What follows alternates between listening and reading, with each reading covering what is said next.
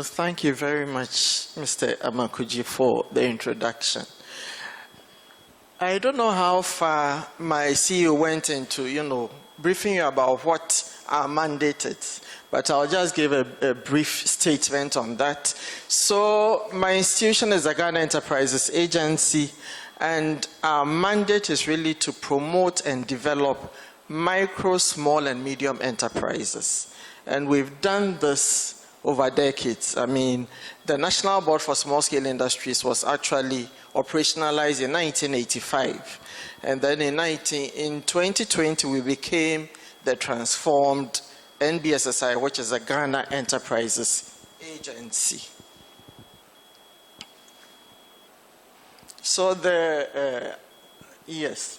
And I just wanted also for you to understand that our institution is really a merger of three organizations. We used to have the Ghanaian Enterprise Development Commission back in the days that had the responsibility to promote all kinds of businesses in Ghana. And then we also had the Department of Rural Housing and Cottage Industries. And the cottage industries aspect was hived off the rural housing bit, and then the three institutions were brought together under one umbrella, the National Board for Small-Scale Industries, which has been transformed to the Ghana Enterprises Agency.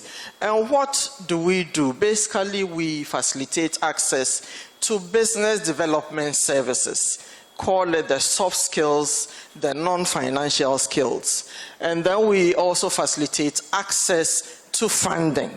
I mean, our core is the BDS, but when you have trained people and they want to start and grow their businesses, they need the funding. So we also facilitate access to this. And then, of course, when people have produced, they need also to be able to sell. So then we also expose them to, other markets apart from where their operations are located. And then we also really promote, the use of technology to really enhance the operations of the target groups that we deal with. So in terms of our structure, we have our head office in Accra, we have 16 regional offices, and then we also have 210 business advisory centers, as well as 37 business resource centers. I think I left out that one. So these category of offices, the BAC, or the Business Advisory Centers, and the Business Resource Centers are actually our offices at the district level. So we have really a widespread, and the whole idea is to make, our services really close to the target group that we are supposed to promote. So I think he gave the general insights about what the multi-generational gap is really about, but I try to relate it to the institution that I work with. So I did a bit of research, and this is what I came up with. If you look at the figures here, from ages 20 to 29, we have 70 of our staff who fall within that age range. We have 180 of our staff falling into the age brackets of 30, 39, and then we have, for the age brackets of 40 to 49, we have 144, and then from 50 to 59, we have 72. So I think there's really, a good mix, but we have more of those falling between the age brackets of 30 and 39, and this really has implications for, how we are able to manage the situation to ensure that they really stay and work with us and really get some satisfaction out of the work they do with us. And the other thing is that micro, small, and medium enterprise development, it's really a very exciting field. It's really dynamic. The parameters keep changing, and people would have to be exposed to how they can adapt.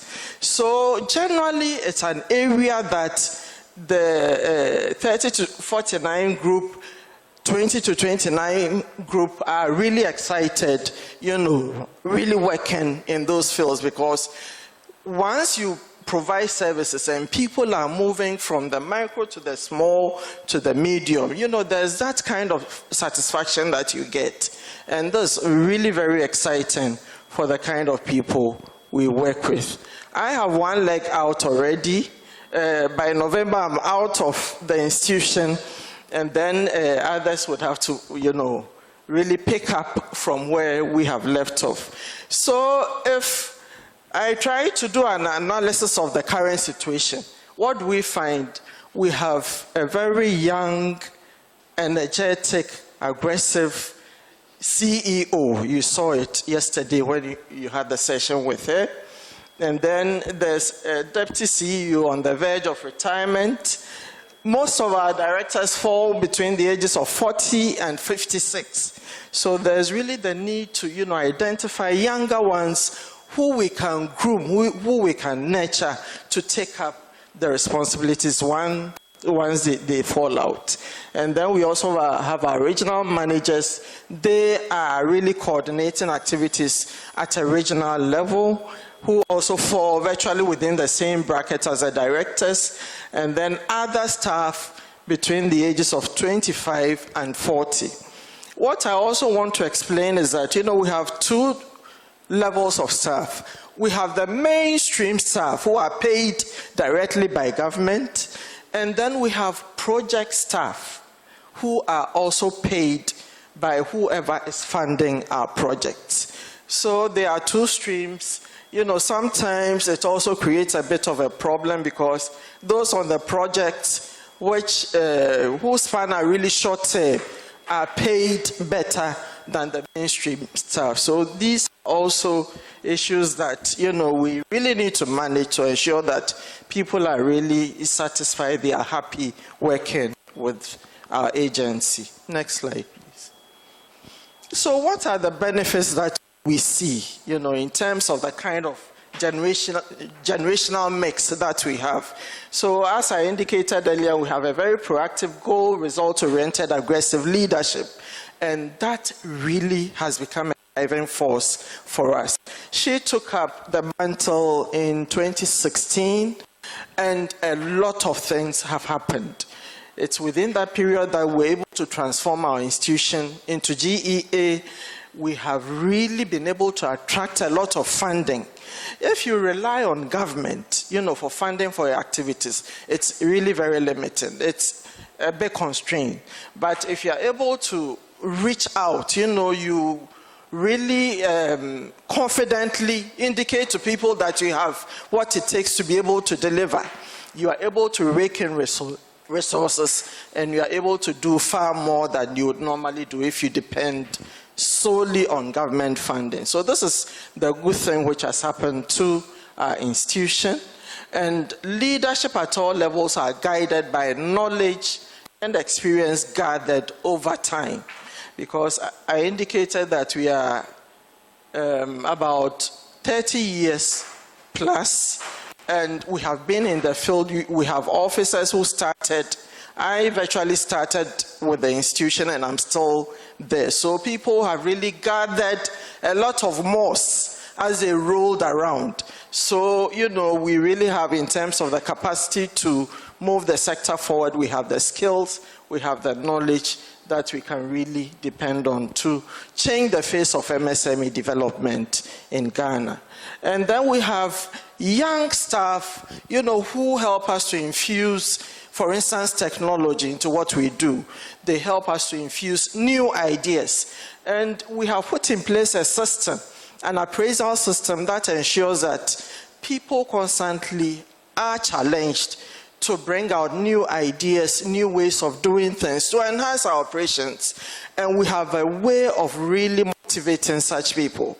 Wherever they find themselves, even if it's at the district level, they could be leading the team that is actually trying to implement the new idea up. And that, I think, has been really very good. The results have been tremendous.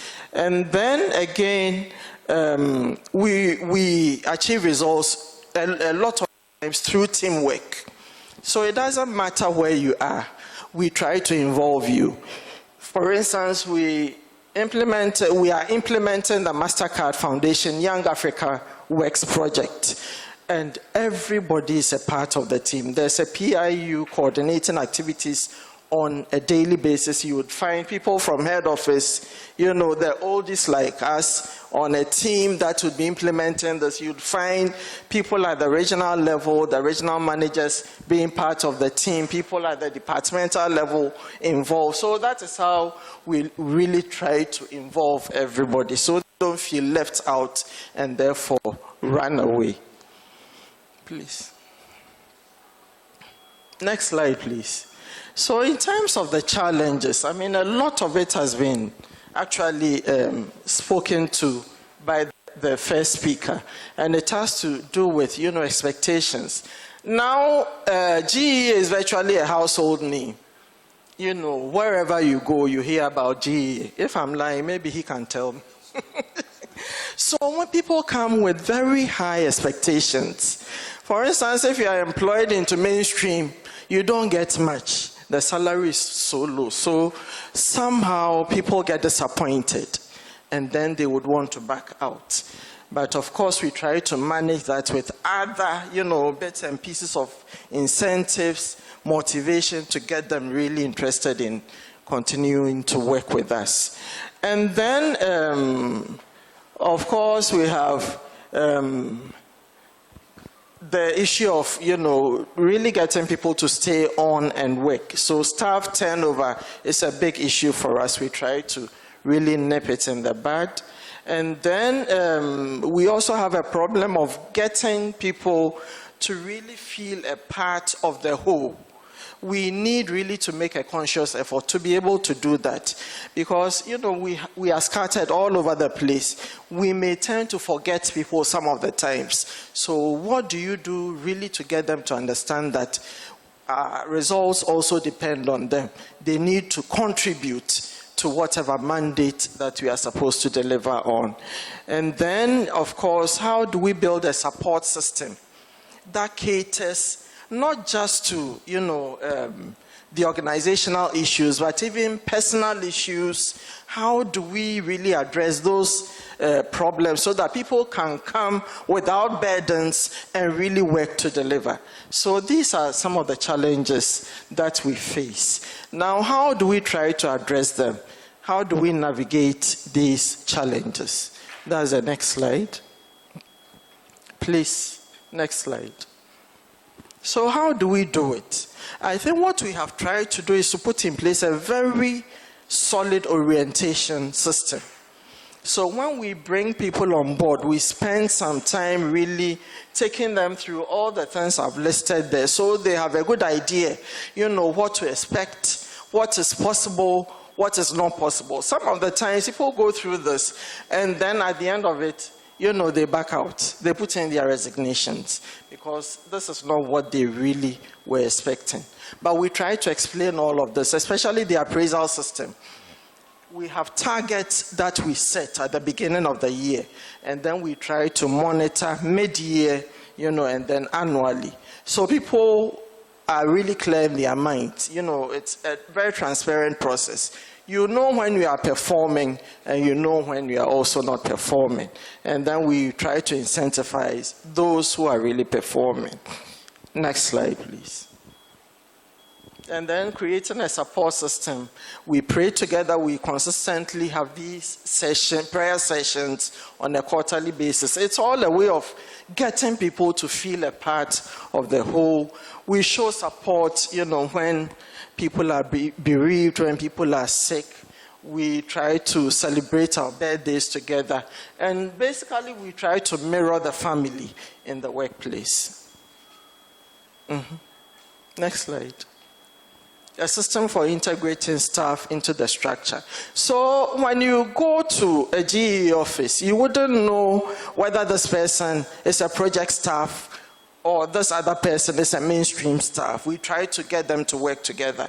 For instance, normally when people are other institutions are implementing, you see a clear distinction.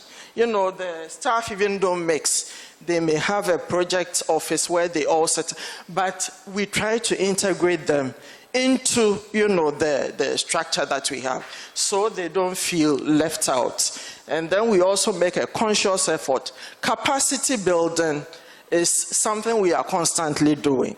And fortunately, we get a lot of support from the Korean government, from the Japanese government, from other sponsors, the World Bank, amongst the people you are recruiting.